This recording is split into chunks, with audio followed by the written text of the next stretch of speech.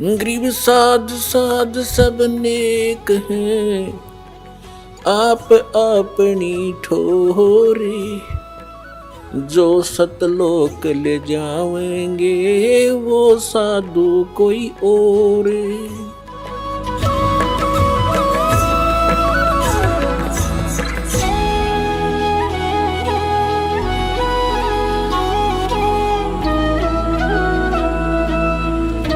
ಪರಮಪಿತ ಪರಮಾತ್ಮ ಪೂರ್ಣ ಬ್ರಹ್ಮ, ಇಡೀ ಸೃಷ್ಟಿಯ ರಚನಾಕಾರ, ಕುಲದ ಮಾಲೀಕ, ಕಬೀರ ಸಾಹೇಬರ ಕಬೀರ್ ದೇವರ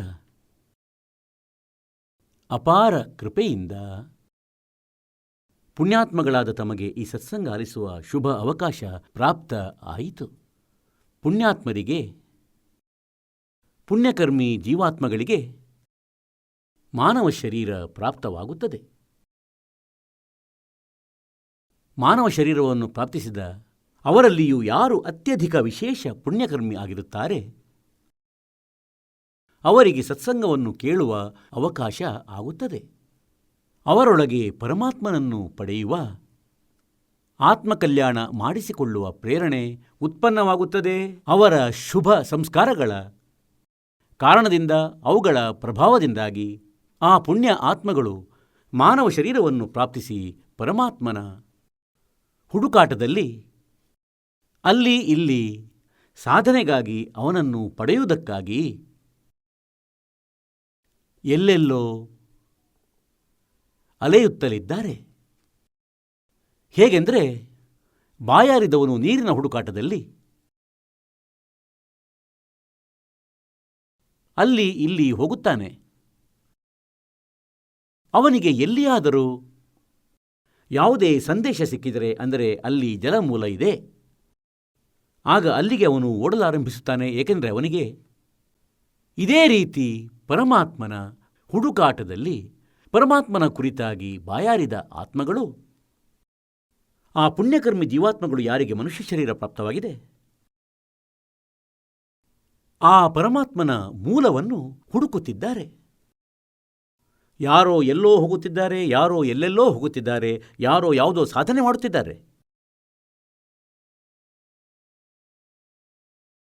ಒಂದು ವಿಶೇಷವಾಗಿ ಯೋಚಿಸುವ ವಿಷಯವಾಗಿದೆ. ಅಂದರೆ, ಯಾವ ವ್ಯಕ್ತಿಗೆ ಬಾಯಾರಿಕೆಯಾಗಿದೆ ಮತ್ತು ಅವನು ಯಾರಲ್ಲಿಯೋ ಕೇಳುತ್ತಿದ್ದಾನೆ, ಅಂದರೆ ನನಗೆ ಬಾಯಾರಿಕೆಯಾಗಿದೆ, ಜಲ ಎಲ್ಲಿ ಸಿಗುವುದು? ಅವನಿಗೆ ಯಾರೋ ಮಿಸ್ಗೈಡ್ ಮಾಡುತ್ತಾರೆ, ಅಂದರೆ ಈ ದಿಕ್ಕಿನಲ್ಲಿ ಹೊರಟು ಹೋಗು, ಅಲ್ಲಿ ಒಂದು ಬಹಳ ದೊಡ್ಡ ಸರೋವರ ಇದೆ, ಸ್ವಚ್ಛ ಜಲ ಇದೆ. ಅಥವಾ ಯಾರೋ ಹೇಳ್ತಾರೆ, ಅಂದರೆ ಅಲ್ಲೊಂದು ಹ್ಯಾಂಡ್ ಪಂಪ್ ಇದೆ, ಅದರಲ್ಲಿ ಬಹಳ ಒಳ್ಳೆಯ ಜಲವಿದೆ. ಆಗ ಆ ಬಾಯಾರಿದ ಆತ್ಮವಂತೂ ತಕ್ಷಣ ಅಲ್ಲಿಗೆ ಪ್ರಯಾಣ ಮಾಡಿಯೇ ಮಾಡುವನು. ಈಗ ಅಲ್ಲಿ ಹೋಗಿ ನೋಡಿದರೆ ಹ್ಯಾಂಡ್ ಪಂಪ್ ಏನೋ ಇದೆ, ಆದರೆ ಅದರಲ್ಲಿ ಜಲವಿಲ್ಲ.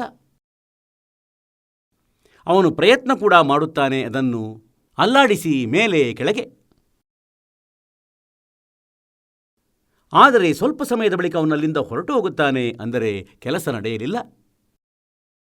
ನಂತರ ಯಾರೋ ಒಬ್ಬನನ್ನು ಕೇಳುತ್ತಾನೆ. ಅವನು ಹೇಳುತ್ತಾನೆ, ಅಂದರೆ ಅಲ್ಲಿ ಜಲದ ಬಹಳ ಒಳ್ಳೆಯ ಮೂಲವಿದೆ, ಬಹಳ ಒಳ್ಳೆಯ ಹ್ಯಾಂಡ್ ಪಂಪ್ ಇದೆ, ಅಥವಾ ಯಾವುದೋ ಸರೋವರ ಇದೆ. ಅವನು ಅಲ್ಲಿಗೆ ಹೋಗುತ್ತಾನೆ, ಆದರೆ ಅಲ್ಲಿಯೂ ಅವನಿಗೆ ಜಲ ಸಿಗುವುದಿಲ್ಲ. ಹೀಗೆ ಅಂತ್ಯದಲ್ಲಿ ಅವನು ಮೃತ್ಯುವನ್ನು ಪ್ರಾಪ್ತಿಸುತ್ತಾನೆ. ಇದೇ ಸ್ಥಿತಿಯು ಇಂದು ಆ ಪುಣ್ಯಾತ್ಮಗಳದ್ದು ಆಗಿದೆ. ಯಾರು ಪರಮಾತ್ಮನ ಬಾಯಾರಿಕೆಯಿಂದ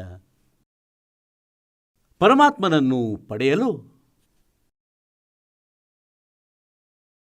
ನಾನಾ ವಿಧದ ಸಾಧನೆಗಳನ್ನು ಮಾಡುತ್ತಿದ್ದಾರೆ, ಒಬ್ಬರಲ್ಲ ಒಬ್ಬರು ಹೇಳಿದ ರೀತಿಯಲ್ಲಿ.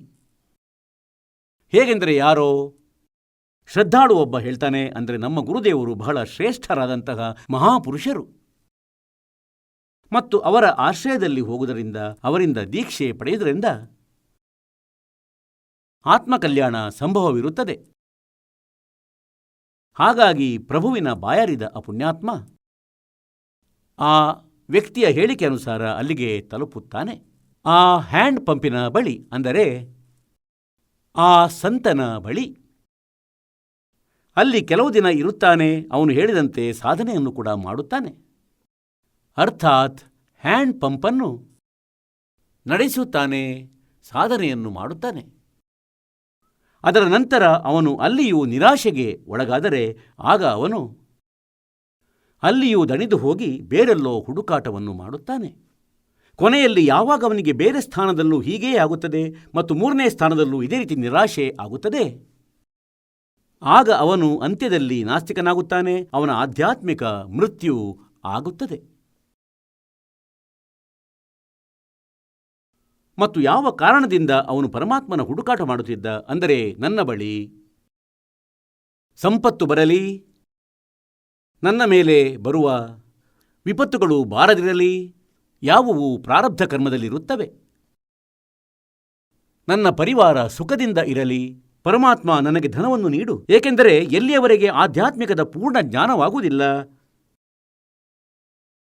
ಎಲ್ಲ ಕರ್ಮಗಳಿಂದ ಜೀವಾತ್ಮನು ಪರಿಚಿತನಾಗುವುದಿಲ್ಲ, ಅಲ್ಲಿಯವರೆಗೆ ಪರಮಾತ್ಮನ ಹುಡುಕಾಟ ಎರಡೇ ಕಾರಣಗಳಿಂದ ಮಾಡುತ್ತಾನೆ. ಅಂದರೆ ಮುಖ್ಯವಾಗಿ ಪ್ರಥಮವಂತೂ ಇದಾಗಿದೇನೆಂದರೆ, ನನಗೆ ಧನ ಪ್ರಾಪ್ತವಾಗಲಿ. ಎರಡನೆಯದು ಸಂಕಟಗಳು ಬರದೇ ಇರಲಿ, ಅಥವಾ ಬಂದಿದ್ದರೆ ಅದರ ನಿವಾರಣೆ ಆಗಲಿ.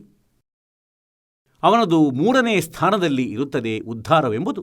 ಅಂದರೆ ಆಧ್ಯಾತ್ಮಿಕದ ಪೂರ್ಣಜ್ಞಾನ ಯಾರಿಗಿಲ್ಲ, ತತ್ವಜ್ಞಾನ ಇಲ್ಲ. ಹೀಗೆ ಯಾವ ಕಾರಣದಿಂದ ಅವನು ಪರಮಾತ್ಮನಿಂದ ಸಂಕಟ ನಿವಾರಣೆ, ಟೆನ್ಷನ್ ಲೆಸ್ ಆಗುವುದಕ್ಕಾಗಿ ಹೋಗಿದ್ದನೋ ಆ ಸಂತನ ಬಳಿ, ಮತ್ತು ಯಾವ ಸಾಧನೆಗಳನ್ನು ಅವನು ಮಾಡುತ್ತಲಿದ್ದ, ಮತ್ತು ಎಲ್ಲಿ ಅವನು ಧನಿಕನಾಗಲು ಹೋಗಿದ್ದ, ಅವನಿಗೆ ಅಲ್ಲಿಯೂ ನಿರಾಶೆ ಉಂಟಾಯಿತು. ಎರಡನೇ ಸ್ಥಾನಕ್ಕೆ ಹೋದ, ಅಲ್ಲಿಯೂ ನಿರಾಶೆ ಉಂಟಾಯಿತು. ಯಾಕಾಯಿತು? ಏಕೆಂದರೆ ಶಾಸ್ತ್ರ ವಿಧಿಯನ್ನು ತ್ಯಜಿಸಿ ಯಾರು ಮನಸೇಚ್ಛೆ ಆಚರಣೆ ಮಾಡುತ್ತಾರೆ ಅವರಿಗೆ ಸುಖವೂ ಆಗುವುದಿಲ್ಲ, ಸಿದ್ಧಿಯ ಪ್ರಾಪ್ತಿಯೂ ಆಗದು, ಮತ್ತು ಅವರಿಗೆ ಮೋಕ್ಷವೂ ಲಭಿಸದು, ಅರ್ಥಾತ್ ಯೂಸ್ಲೆಸ್. ಶ್ರೀಮದ್ ಭಗವದ್ಗೀತೆ ಅಧ್ಯಾಯ ಸಂಖ್ಯೆ 16 ಶ್ಲೋಕ ಸಂಖ್ಯೆ 23ರಲ್ಲಿ ಹೀಗೆ ಪ್ರಮಾಣ ಇದೆ. ಯಾವ ಕಾರಣದಿಂದ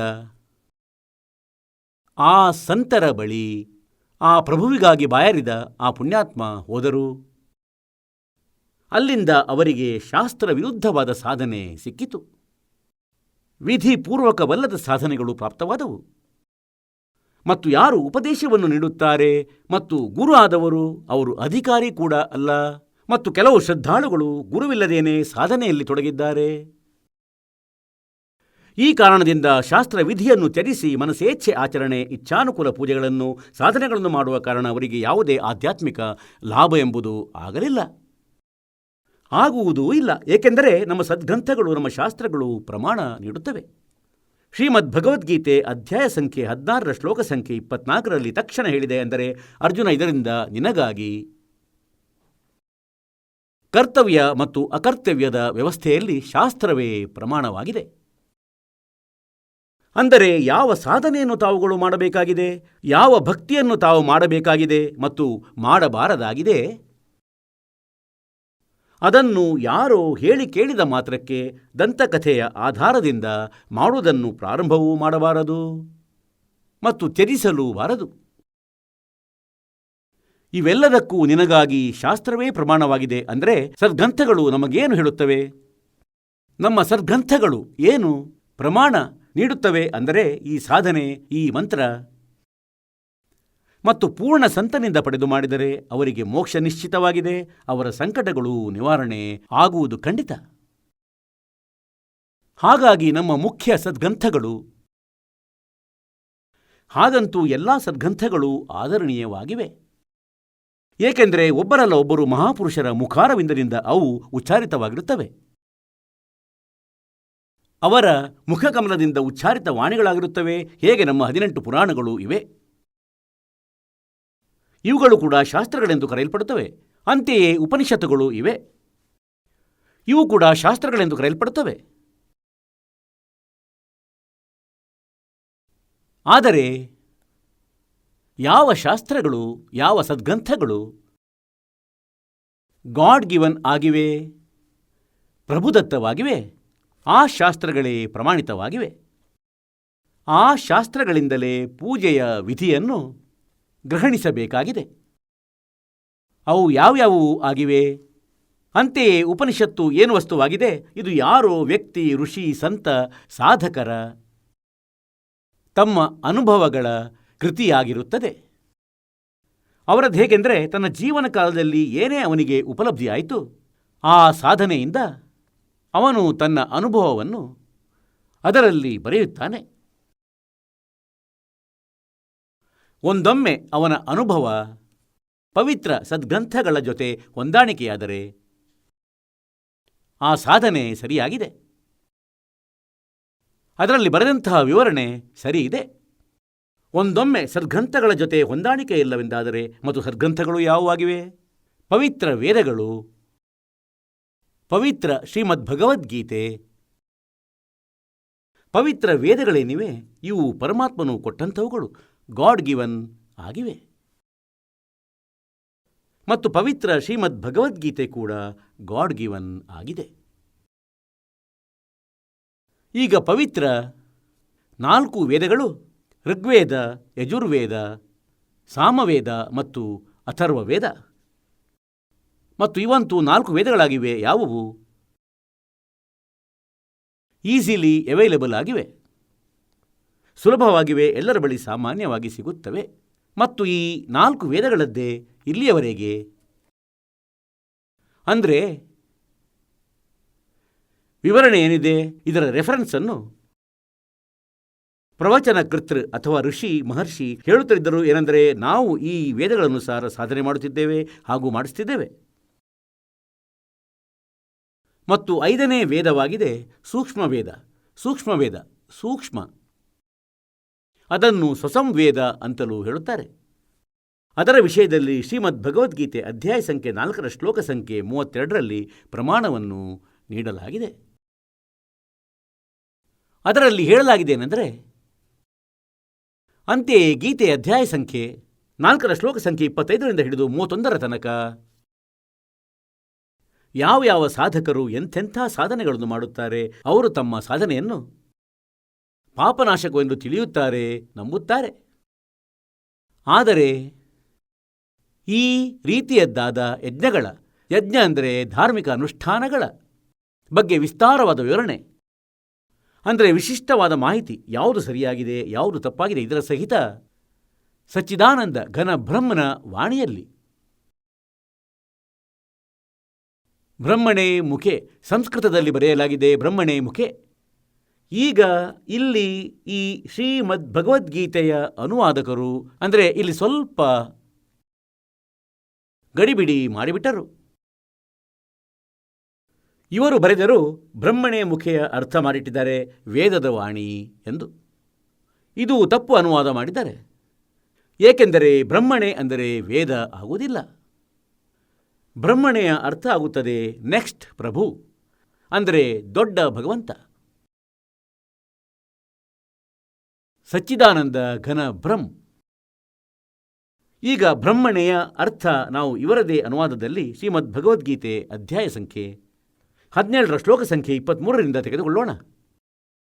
ಶ್ಲೋಕ ಸಂಖ್ಯೆ 23ರಲ್ಲಿ ಇವರು ಸ್ವತಃ ಬರೆದಿದ್ದಾರೆ. ಬ್ರಹ್ಮಣೆಯ ಅರ್ಥ ಮಾಡಿದ್ದಾರೆ ಸಚ್ಚಿದಾನಂದ ಘನ ಬ್ರಹ್ಮ. ಮತ್ತು ಇಲ್ಲಿ ಬ್ರಹ್ಮಣೆಯ ಅರ್ಥ 4ನೇ ಅಧ್ಯಾಯದ 32ನೇ ಶ್ಲೋಕದಲ್ಲಿ ಇವರು ಸ್ವತಃ ತಪ್ಪು ಮಾಡುತ್ತಿದ್ದಾರೆ. ಬ್ರಹ್ಮಣೆಯ ಅರ್ಥ ಮಾಡಿದ್ದಾರೆ ವೇದ. ಸರಿಯಲ್ಲ, ಇದು ತಪ್ಪು ಮಾಡಿದ್ದಾರೆ. ಶ್ರೀಮದ್ ಭಗವದ್ಗೀತೆ ಅಧ್ಯಾಯ ಸಂಖ್ಯೆ 17 ಶ್ಲೋಕ ಸಂಖ್ಯೆ 23ರಲ್ಲಿ ಹೇಳಿದೇನೆಂದರೆ, ಓಂ ತತ್ ಸತ್ ಇತಿ ನಿರ್ದೇಶ ಬ್ರಹ್ಮಣ ತ್ರಿವಿಧ ಸ್ಮೃತಃ. ಸಚ್ಚಿದಾನಂದ ಘನ ಬ್ರಹ್ಮನ ಸ್ಮರಣೆಯ, ಅವನ ಪ್ರಾಪ್ತಿಯ, ಅವನ ಸಾಧನೆಯ 3 ಪ್ರಕಾರದಿಂದ ಸ್ಮರಣೆ ಮಾಡುವಂತಹ ಈ 3 ಮಂತ್ರಗಳುಳ್ಳ ಓಂ ತತ್ ಸತ್ ಮಂತ್ರವಾಗಿದೆ, ಜಪ ಆಗಿದೆ. ಓಂ ಅಂತೂ ನೇರವಾಗಿದೆ, ತತ್ ಮತ್ತು ಸತ್ ಇವು ಸಾಂಕೇತಿಕವಾಗಿದ್ದು ಗುಪ್ತವಾಗಿವೆ. ಹಾಗಾಗಿ ಸಚ್ಚಿದಾನಂದ ಘನಬ್ರಹ್ಮನ ವಾಣಿಯಲ್ಲಿ 4ನೇ ಅಧ್ಯಾಯದ 32ನೇ ಶ್ಲೋಕದಲ್ಲಿ ಸ್ಪಷ್ಟಗೊಳಿಸಲಾಗಿದೆ. ಅಂದರೆ ಅದು ತತ್ವಜ್ಞಾನವಾಗಿದೆ. ಅದು ಸಚ್ಚಿದಾನಂದ ಘನಬ್ರಹ್ಮನ ವಾಣಿಯಲ್ಲಿ, ಅಂದರೆ ಪೂರ್ಣ ಪರಮಾತ್ಮನು, ಪರಮೇಶ್ವರನು, ಸತ್ಯಪುರುಷನು, ಪೂರ್ಣ ಬ್ರಹ್ಮನು ಸ್ವತಃ ಬಂದು ತನ್ನ ಮುಖಾರವಿಂದದಿಂದ ಏನು ಜ್ಞಾನ ಹೇಳಿದ್ದಾರೆ ಅದು ಸಚ್ಚಿದಾನಂದ ಘನ ಬ್ರಹ್ಮನ ವಾಣಿ ಎಂದು ಕರೆಯಲ್ಪಡುತ್ತದೆ. ಬ್ರಹ್ಮಣೇ ಮುಖೆ ಅದು ತತ್ವಜ್ಞಾನವಾಗಿದೆ. ಅದು ಸೂಕ್ಷ್ಮ ವೇದವಾಗಿದೆ. ಅದು 5ನೇ ವೇದವಾಗಿದೆ. ಅದನ್ನು ತತ್ವಜ್ಞಾನವೆಂದು ಕರೆಯುತ್ತಾರೆ.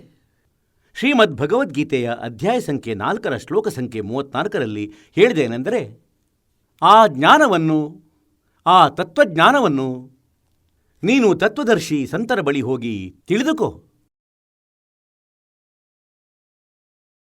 ಅವರಲ್ಲಿ ವಿನಮ್ರ ಭಾವದಿಂದ ಪ್ರಾರ್ಥನೆ ಮಾಡುವುದರಿಂದ, ವಿನಮ್ರತೆಯಿಂದ ಪ್ರಶ್ನೆ ಮಾಡುವುದರಿಂದ ಆ ತತ್ವದರ್ಶಿ ಸಂತ ನಿನಗೆ ಆ ತತ್ವಜ್ಞಾನದ, ಆ ಪರಮಾತ್ಮನ ಜ್ಞಾನದ, ಅಂದರೆ ಗೀತಜ್ಞಾನದ ಆತನಿಗಿಂತ ಅನ್ಯ ಯಾರೋ ಪರಮಾತ್ಮನಿದ್ದಾನೆ ಎಂಬ ಆ ಪರಮೇಶ್ವರನ ಮಾಹಿತಿಯನ್ನು ನೀಡುವರು, ಅವನ ಬಗ್ಗೆ ತಿಳುವಳಿಕೆಯನ್ನು ನೀಡುವರು. ಹೀಗೆ ಇವು 5 ವೇದಗಳಿವೆ. 4 ವೇದಗಳಿಂದ ಅಂತೂ ತಾವು ಸಾಮಾನ್ಯವಾಗಿ ಪರಿಚಿತರು. ಯಾರಿಗೆ ಪ್ರಭುವಿನ ದಾಹವಿರುತ್ತದೆಯೋ ಅವರು ವೇದಗಳಿಂದ ಪರಿಚಿತರು, ಈ 4 ವೇದಗಳಿಂದ. ಆದರೆ 5ನೇ ವೇದ ಏನಿದೆ, ಇದು ಸಚ್ಚಿದಾನಂದ ಘನ ಬ್ರಹ್ಮನ ವಾಣಿಯಾಗಿದೆ, ಇದು ಕವೀರ ವಾಣಿಯಾಗಿದೆ. ಹೀಗೆ ಈ 4 ವೇದಗಳಲ್ಲಿ ಪೂರ್ಣ ಪರಮಾತ್ಮ ಸತ್ಯಪುರುಷ ಅರ್ಥಾತ್ ಪರಮಾಕ್ಷರ ಬ್ರಹ್ಮನ ವಿಶೇಷ ಮಾಹಿತಿ ಇದೆ. ಆದರೆ ಈ 4 ವೇದಗಳಲ್ಲಿ ಅವನನ್ನು ಪಡೆಯುವ ವಿಧಿ ಇಲ್ಲ, ಅವನ ಭಕ್ತಿಯ ಸಾಧನೆ ಇಲ್ಲ.